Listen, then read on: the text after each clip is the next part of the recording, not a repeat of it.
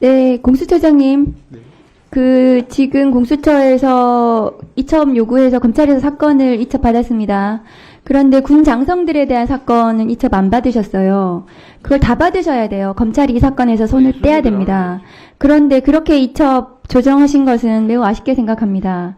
그런데 공수처가 저는 피의자 내란숙의 윤석열의 신병을 확보를 하셔야 되고 반드시 신속하게 하셔야 되지만 적법 절차를 제대로 지키시기 바랍니다. 왜냐하면 피의자 윤석열 내란숙에는 4년 전에도 감찰할 때도 온갖 법기술을 부려서 아주 사소한 것도 모두 문제 삼았습니다.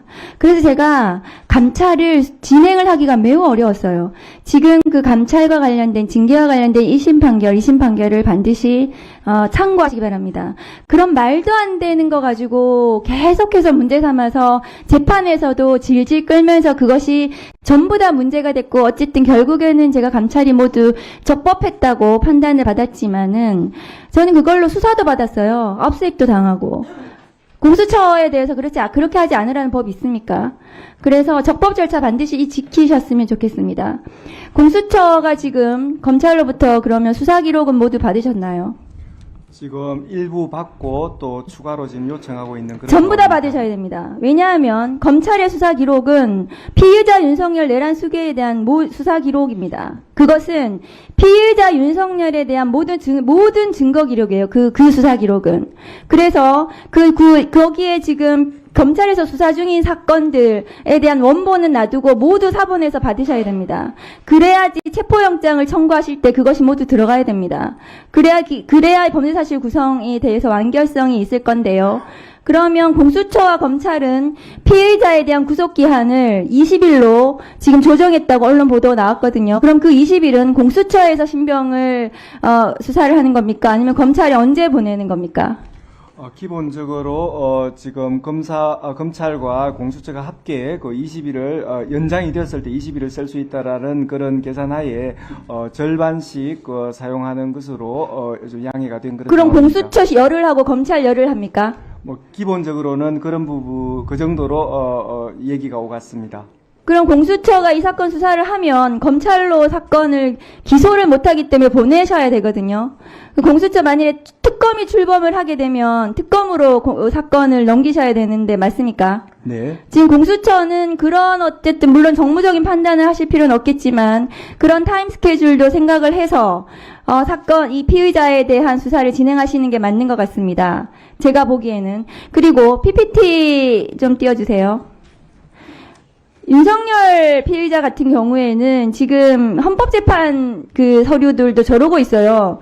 지금 헌재 사무처장이 나와 계시지만 저렇게 지금 13번을 거절을 하고 있고요. 다음 거 보여주세요. 지금 공수처 공수처 관련해서도 지금 전부 다 출석 거부하고 있는 건데요. 제가 보기에는 형사소송법 200조의 2 출석 요구에 불응할 우려가 있다고 보여집니다. 그러니까 출석 요구를 한 번 더 하시는 거를 검토하고 있다는 이제 언론이 나오고 있는데 아마 재고를 하실 것 같아요. 이렇게 할지 저렇게 할지 내부적으로 검토를 하시겠지만 200조의 이 영장에 의한 체포 정당한 이유 없이 윤석열 피의자는 절대로 출석 안 합니다. 100번을 불러도 안 나올 거예요. 그리고 지금 어떤 태도를 보이고 있습니까? 탄핵이 우선이다. 본인은 무슨 쇼핑합니까? 탄핵 먼저 하고 그 다음에 수사받겠다. 누가 어느 피의자가 대한민국의 어떤 공무원이 그렇게 쇼핑할 수 있습니까? 그런 쇼핑을 할 수가 없어요. 그런데 박근혜 예를 들더라고요.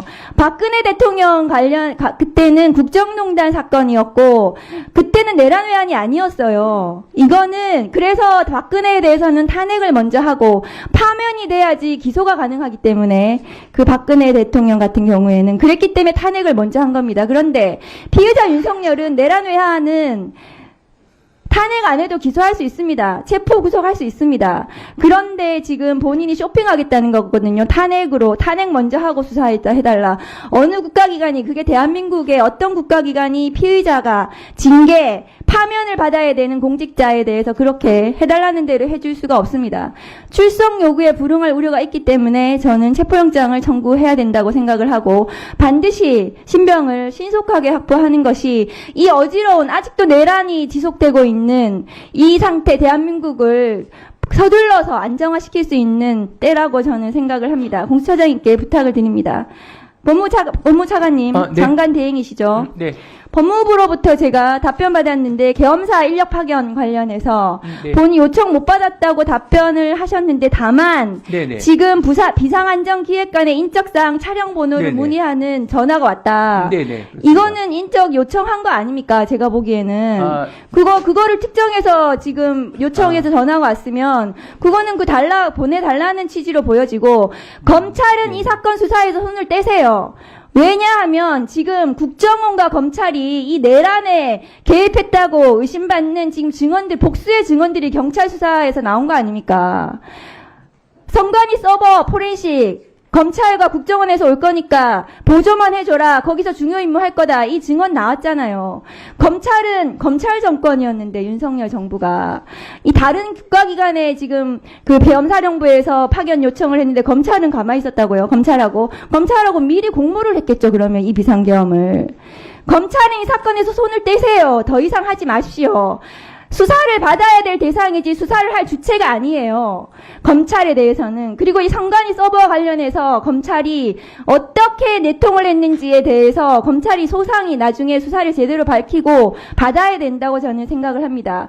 법무부 장관 대행께서 내부적으로 그렇게 법무부를 지금을 내란을 그렇게 진정을 시키셔야 됩니다. 그리고 법무부 차관께서 계엄 당일날 밤에 회의에 참석하셨죠. 네, 그렇습니다. 그 당시에 체포 대상이었던 지금 정치인들, 언론인들에 대해서 출국 금지 지시하신 적 있습니까? 아니요, 전혀 장관이. 없습니다. 네, 출국 전혀 금지 없습니다. 관련해서 출입국 관련해서 얘기를 했다는데 그런 적 없습니까? 당시에는 두 가지 사항을 말씀했는데, 장관이. 첫 번째는, 수용시설 관련해서 수용자의 안전관리가 필요하니까 교정시설의 수용자 관리를 안전하게 이루어질 수 있도록 챙겨보라는 것 한 가지. 두 번째는 출입국 관리 부분도 확실하게 해달라. 일반적인 걸 말씀하셨고, 만약에 위원님 말씀하시다시피 출국 금지를 만약에 말씀하셨다면 뭔가 조치가 이루어졌을 법도 한데 전혀 그런 것도 없고 시도한 자료도 없습니다. 이건 객관적인 자료로 증빙이 되기 때문에 예.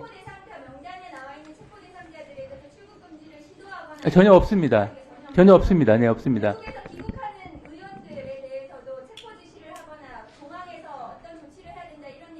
예, 전혀 없는 것으로 알고 있습니다. 네, 네.